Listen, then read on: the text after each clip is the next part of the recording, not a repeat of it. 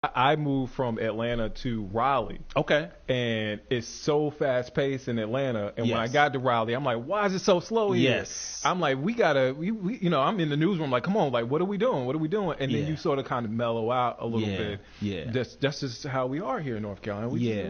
We mellow out a bit. It took me about 5 years to get off of that. Yeah. Like, I was back in Charlotte for 5 years, but in my head, I was still in Atlanta. Mm-hmm. And it was tough, man. Like, I really had to, like, recenter. I didn't want to lose that energy that I had or that the city has. Yeah. And, but yeah, you mellow out and understand that you have to operate a certain way here. Do you like that comparison when people, they did it for a long time. You don't Stop hear that much. You know where I'm about to go. Yeah.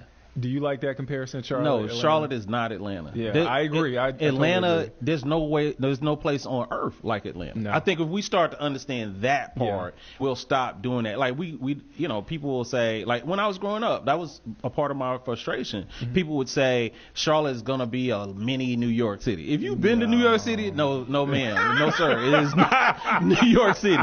And so the same thing about Atlanta. Yeah.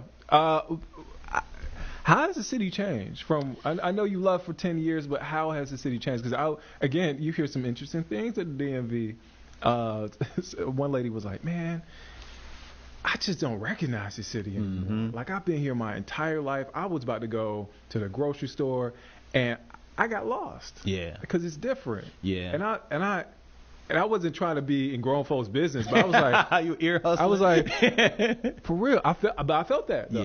Yeah. Do you feel like that? Yeah. So I live in two worlds. Yeah. I live in the fancy world that you all live in, and I go to all these cool events and all these cool, new restaurant concepts and stuff. And then I go to West Boulevard and see my parents every weekend, and take our son to go see them.